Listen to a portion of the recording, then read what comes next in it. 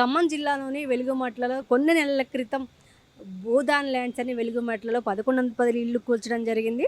ఈ 1110 ఇళ్లలో దాదాపు 300 నుంచి 400 మధ్యలో ఇందిరమ్మ ఇళ్ళు కూడా కొంతమంది కేటాయించారు.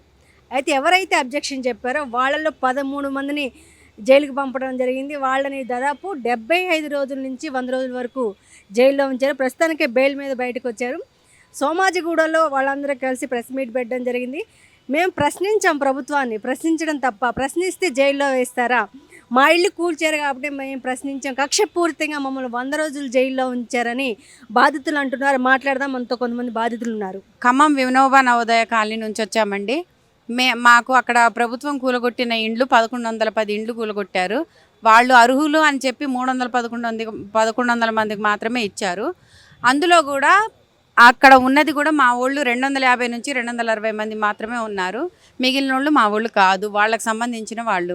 అయితే మేమేం చెప్పదలుచుకున్నాం, అక్కడ ఎవరికి ఎంతమందికి అయితే కూలగొట్టారో అంతమందికి ఇవ్వాలని మేము కోరుకుంటున్నామండి.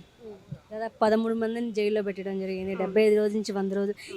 ప్రభుత్వం ఎందుకు కక్ష కట్టింది ఈ 13 మంది మీద? ఎందుకు కక్ష కట్టిందంటే, మేము అక్కడికి చేరినప్పుడు అది అడవిలాగా ఉందండి ఆ ప్రాంతం మొత్తం. తర్వాతకి కలెక్టరేట్ వచ్చింది. కలెక్టరేట్ తర్వాత ఇప్పుడు హైవే పడుతుంది. అక్కడ చుట్టుపక్కల విల్లాస్, అంటే మొత్తం భూమి అప్పుడు పనికిరాని భూమి ఇప్పుడు వాల్యుబుల్గా మారింది. అదే కారణం చేత ఈ పేదోళ్ళకి అక్కడ వాళ్ళకి ఇవ్వద్దు అనే ఆలోచనతోనే కూలగొట్టారు. ఇప్పుడు కూడా కూలగొట్టిన తర్వాత కూడా అందరికి ఇవ్వడానికి ఏంటి వాళ్ళకి ప్రాబ్లం? అది భూదాన భూమి. అసలు అయినా వాళ్ళు రావడానికే లేదు అవకాశం. వాళ్ళు వచ్చారు, కూలగొట్టినప్పుడు ఇవ్వడానికి ఇంకేంటి? ఇల్లు కూలగొట్టడానికైతే వాళ్ళకి డోజర్లు వస్తాయి, పోలీస్ దళాలు వస్తాయి, అందరూ వస్తారు. మరి నిలబెట్టడానికి రారా? నిలబెట్టాలి కదండి. అట్లాగే ప్రజాపాలన పేరుతో వచ్చిన కాంగ్రెస్ ప్రభుత్వం ఎట్లా ఉంది ప్రజెంట్? ప్రజాపాలనతో వచ్చిన కాంగ్రెస్ ప్రభుత్వం ఇండ్లు కూల్చడంలో బిజీగా ఉంది, ఇల్లు నిలబెట్టడంలో లేదు. ఎట్లా మీ ఇల్లే కూల్చేశారు, మిమ్మల్ని అరెస్ట్ చేశారు, ఎట్లా చూడాలన్న గవర్నమెంట్ని? మేము ఏదో నేరం చేసినట్టు మమ్మల్ని ఒక స్పెషల్ బృందం, టాస్క్ ఫోర్స్ బృందాన్ని పిలిచి వెతికి వేటాడి పట్టుకొని 100 రోజులు జైల్లో ఉంచారు మమ్మల్ని. వాస్తవానికైతే మేము అక్కడ ఎటువంటి నేరం చేయలేదు. ప్రజల సొమ్ము ప్రజలకే పెట్టినాం. ఏంటంటే గవర్నమెంట్ ఇవ్వాల్సిన నీళ్లు నిధులు వాళ్ళు ఇయ్యలేదని జనాల కాడ 100, 150, 200 ఇట్లా 12 సంవత్సరాల పాటు వాళ్ళ డబ్బులతో వాళ్ళకే నీళ్లు, కరెంటు, సోలార్లు పెట్టి సెట్ చేసి ఇచ్చినాం. ఈ డబ్బులు మేము స్వాహా చేసుకొని కోట్ల రూపాయలు వెనకేసుకున్నామని మా మీద కేసులు పెట్టి లోపలేశారు. అసలు దాదాపు వెలుగుమట్లలో 1100 పైగా ఇళ్ళు కూల్చడం జరిగింది. ఆ కేసులోనే అదే కేసు 1110 ఆ ఇళ్ళ కేసులోనే మమ్మల్ని అరెస్ట్ చేశారు. ఇంతవరకు నాకు రీజన్ ఏమంటున్నారు పోలీసులు? ఇన్ని రోజులు జైల్లో ఉంచారు, 75 రోజుల పాటు. అసలు నిజమైన రీజన్ ఏంటి? నిజమైన రీజన్ ఏముందంటే కావాలనే ఉంచారనిపిస్తుంది. అట్లా వాళ్ళు ఏం చెప్తున్నారు పోలీసులు? అసలు పోలీసు వాళ్ళు మాతో సుముఖంగా మాట్లాడే పరిస్థితి లేదు.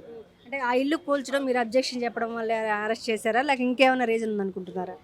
ఏది లేదు, అదే రీజన్, సేమ్ అదే రీజన్తోనే మమ్మల్ని లోపలేశారు.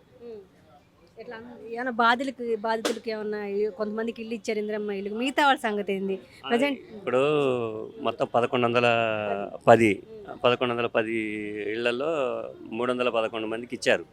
311 మందిలో కూడా కొంతమంది అనర్హులు ఉన్నారు దాంట్లో. అంటే అక్కడ ఎటువంటి నష్టం జరగని వాళ్ళ కొంతమంది మరి రెవెన్యూ డిపార్ట్మెంట్ తరపు నుంచి ఇచ్చారో ఎవరి తరపు నుంచి ఇచ్చారో మాకైతే తెలియదు. మీ మధ్య దాకా జైల్లో ఉండి వచ్చినాం కాబట్టి మాకు తెలియదు. అది అదే వెలుగుమట్లో మీరు కూడా ఇల్లు ఉందా?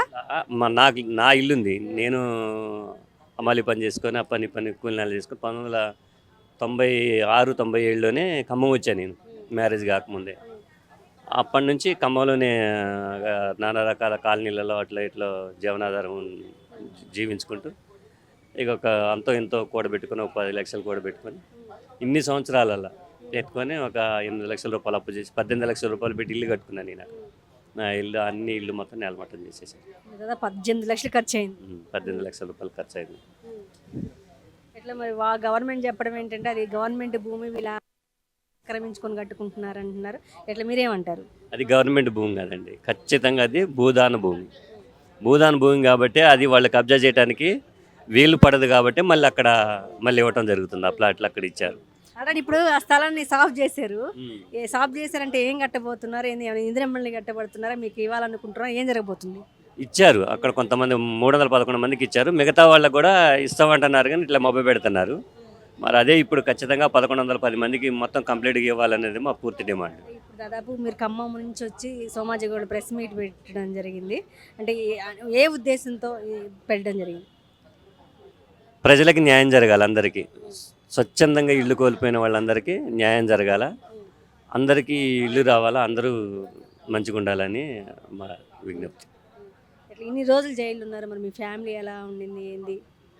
మా ఫ్యామిలీ అంటే మా పాప మా బాబు ఇద్దరు ఉన్నారు. నాకు అశోక్ లేలాండ్ బండి ఉంది. నేను జైల్లో ఉన్న రోజులు నా కొడుకు ఆ బండి తోలి ఫ్యామిలీని చూసుకున్నాడు. ఇక రెక్కాడితే కానీ డొక్కాడని బతుకులు. 13 మంది జైల్లో ఉన్నారు, మరి 13 మంది ఫ్యామిలీలు ఎట్లా బతికినాయి?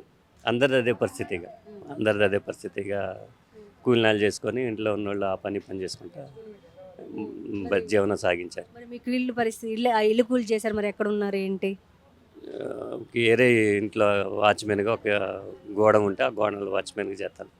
అందుట్లోనే ఉంటాను, ఇక ఆ గోడలోనే ఉంటాను. ఒక్క వెలుగు మట్ల బాధితులు రోడ్డును పడేశారంటారు. అసలు మొత్తం కుక్కలు చింపిన ఇస్రాగులాగా అక్కడ పక్షులాగా అయిపోయినాము మేము. అక్కడ చెప్పండి, ఏమంటారు కాంగ్రెస్ గవర్నమెంట్ గురించి? కాంగ్రెస్ గవర్నమెంట్ వేస్తే మంచిగా లేదు, ప్రజాపాలన అన్నారు కానీ అంత ఇదిగా లేదు. మేము 2014లో అక్కడ అప్లికేషన్ చేసుకుంటే 2014లో అప్లికేషన్ పెట్టుకుంటే ఉమ్మడి ఆంధ్రప్రదేశ్ అప్పుడు మాకు ప్రొసీడింగ్స్ ప్రధాన బోర్డు నుంచి ప్రొసీడింగ్స్ వచ్చినాయి. తర్వాత 2018లో గుర్తించండి అని చెప్పానంటే గుర్తించకపోగా మేము అక్కడికి వచ్చేసినాం. 2018లో అక్కడికి వచ్చేసి ఎవరెవరు పరిధిలో బట్టి వాళ్ళు ఇల్లు కట్టుకొని ఉన్నాము, ఎవరెవరు పరిధిని బట్టి. అంతేగాని మేము పార్టీలో ఏదంటే మేము బతుకు తెరువు కోసం ఖమ్మం వచ్చినాం. ఉల్లిగడ్డలు వ్యాపారం, సీజన్ వారి అల్లం ఎల్లిగడ్డలు, తర్వాత కొబ్బరి బొండాలు, వేసవిలో వచ్చేసి మామిడి పండ్లు అమ్ముకుంటాం. మా ఫ్యామిలీలో బాగానే ఉంటాయి. అంతా నా రిలేటివ్స్, నా పాలు, నా చుట్టాలు, నా అక్క చెల్లెళ్ళు అంతా వచ్చినాం. వచ్చిన తర్వాత అంతా బాగానే సవ్యంగా నడిచింది. కొన్ని రోజులు కరెంట్ ఉంది, అంతా పర్లేదు. కొంతవరకు అయితే నేనైతే ప్రత్యేకంగా నా మీద అయితే కేసు పెట్టిన వాళ్ళు ఎవరు లేరు. నన్ను ఇలా ఒక కమిటీగా ఏర్పడి అల్లని చెప్పి మెడిసిన్ చేశారు. దీనికి అంతటిగా కారణం నా పేరు పెట్టిన దానికైతే వరగాని కోటేశ్వరరావు అనేటోడు. మీ పేరన్నా? నా పేరు చలమమ్మ. వరగాని కోటేశ్వరరావు అనేటోడు ప్రభుత్వానికి తెలియకపోయినా, ఆడ అధికారులకు తెలియకపోయినా, మా చెల్లెళ్ళు మా ఫ్యామిలీలో ఒక పక్కన ఉంటే వాళ్ళని తప్పుడుగా బిహేవ్ చేసిండు ఆ వరగాని కోటేశ్వరరావు అనే అతను. చేస్తే నువ్వు అట్లెట్లా చేస్తావు, మా చెల్లెళ్ళు నాకు ఫోన్ చేస్తే నువ్వు అలా ఇలా చేస్తావు, ఏదన్నా తప్పుడుగా ఏదన్నా ఉంటే నాకన్నా చెప్పాలా, లేకపోతే మీ పార్టీ ఉంది కదా, మీ పార్టీ లీడర్లు అంటాను కదా, లీడర్ ఏ1 లీడర్, పార్టీ పెద్ద లీడర్ అని చెప్పుకుంటాను కదా, ఇట్లా మాట్లాడకూడదు కదా లేడీస్తోని, అట్లా ఎందుకు మాట్లాడినామని అనే తర్వాత ఆ సమస్య చాలా దూరం పోయింది. ఇక్కడ ఇలా పార్టీలో పెట్టారు, ఆ తర్వాత అక్కడ రాష్ట్ర పార్టీలో పెడితే ఆ పిల్లలని వాళ్ళని అట్లా అంటాం కరెక్ట్ కాదని చెప్పనేసి వీళ్ళు ఖండించారు. సరే, వాళ్ళ వ్యక్తిగతంగా వీళ్ళకి గొడవలు వచ్చినాయి మనకు తెలియదు. అతను వేరైన తర్వాత పదే నన్ను టార్గెట్ చేసేవాడు. అట్లా ఆయన పేరు రాసిచ్చుంటున్నాడు తప్ప పోలీసు వాళ్ళు కానీ మమ్మల్ని ఇబ్బంది పెట్టలేదు. పోలీసు వాళ్ళు నన్ను వరకు అయితే ఒక 3-4 వరకు అయితే సంబంధం లేని వాళ్ళు అలా కేసులలో. ఎట్లా ఈ వెలుగుమట్ల బాధితులు మీరు ఉన్నారు, ఎట్లా ఎంతమందిని జైలుకి పంపించారు? 13 మందిని జైలు పంపించారు. 29 మంది కేసులు అయినా కొన్ని స్టేషన్ బెయిల్ ఇచ్చారు. ఇప్పుడు కూడా నేను వేడుకునేది, కేసులు ఎందుకు ఆ ఇల్లు మీరు కూల్ చేసినందుకు అబ్జెక్షన్ చెప్పినందుక? అబ్జెక్షన్ చెప్పినాము. అట్లా కూల్చడం కాదు, మీరు నోటీస్ ఇచ్చుంటే బాగుండేది. నోటీస్ ఇచ్చేసి ఎవరు అర్హులు కాదని చెప్పి కూల్చేసి ఒకవేళ నిదానంగా తినున్న వాళ్ళు ఉంటే వాళ్ళని బయటకు పంపించేస్తుంటే బాగుండేది. ఎన్ని రోజులు ఉన్నారు జైల్లో? నేను 75 రోజులు ఉన్నాను. 75 ఉన్నాను.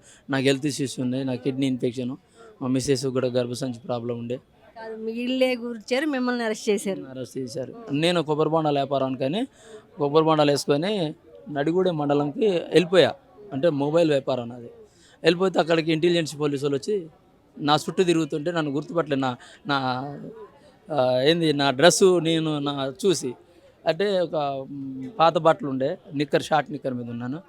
తిరిగి చూస్తుంటే నన్నే వచ్చి అడిగారు, ఏం పేరు నీ పేరు అని. పేరు చెప్పాను నేను, ఫలానా అంటే. అరే నువ్వేంద్రాబాయ్ ఇట్లున్నావు, వాళ్ళు చెప్పింది ఒక తీరు ఉంది, నువ్వు ఇట్లున్నావు అని చెప్పి సర్లే అని చెప్పనేసి వాళ్ళు కూడా గౌరవించి నా బండి నాకు ఇచ్చారు, మొబైల్ నాది నాకు. ఈ దాదాపు 29 మంది అరెస్ట్ చేశారంటున్నారు. 29 మంది కాదు, 13 మంది అరెస్ట్ చేసి అందరు పురుషులేనా? అందరు పురుషులే. మహిళలకు కూడా ఉండే, వీళ్ళకందరికీ స్టేషన్ బెయిల్ ఇచ్చారు. మిగతా వాళ్ళకి స్టేషన్ పిలిచారు. కొంతమంది పురుషులకు కూడా స్టేషన్ పిలిచారు. మేము మమ్మల్ని ముందు అరెస్ట్ చేశారు కాబట్టి మమ్మల్ని బయటికి తీయలేని పరిస్థితి. మేము బయటికి బెయిల్ వేసుకుంటున్నా కొద్దిగా పీటీ వారెంట్లు వచ్చేది. అట్లా నా మీద ఇంకొక ఇద్దరి మీద తక్కువ కేసులు ఉండే కొద్దిగా మేము ముందు వచ్చినాము. నాకు హెల్త్ ఇష్యూస్ ఉందని నేను పర్సనల్గా లాయర్ పెట్టి నా కొడుకు 4 వీల్ బండి ఉంటే అశోక్ లీలాండ్ అది అమ్మి బెయిల్ పెట్టి నన్ను బయటికి తీసిన తర్వాత బయటకు వచ్చిన తర్వాత మా తమ్ముడు దగ్గర, నా తమ్ముడు నేనంటే బాగా ఇష్టం. నా తమ్ముడు నాకు 50,000 ఇచ్చిన భార్యకి ఆపరేషన్ చేయించిన, రీసెంట్గా హాస్పిటల్లో ఉంది. ఇప్పుడు మననే డిశ్చార్జ్ చేసిన. ఇప్పుడు ఎంతమంది వచ్చారు ఇక్కడ ప్రెస్ క్లబ్లో మీటింగ్ పెట్టడానికి? జైల్లో నుంచి విడుదలైన వాళ్ళు 10 మంది వచ్చినారు. అందరూ పురుషులే. అందరు పురుషులే. 10 మంది వచ్చినారు. వీళ్ళ మీద కూడా కేసులు ఉన్నాయి. వీళ్ళ మీద స్టేటస్ కో ఉంది. వీళ్ళ ఇల్లు ఆపేసి మిగతా ఇల్లు ఇప్పుడు కూల్చారు. అందరికి బెయిల్ వచ్చిందా? బెయిల్ వచ్చింది. Condition bail. స్టేషన్కి సోమవారం నాడు కండిషన్ బెయిల్కి పోతున్నాం.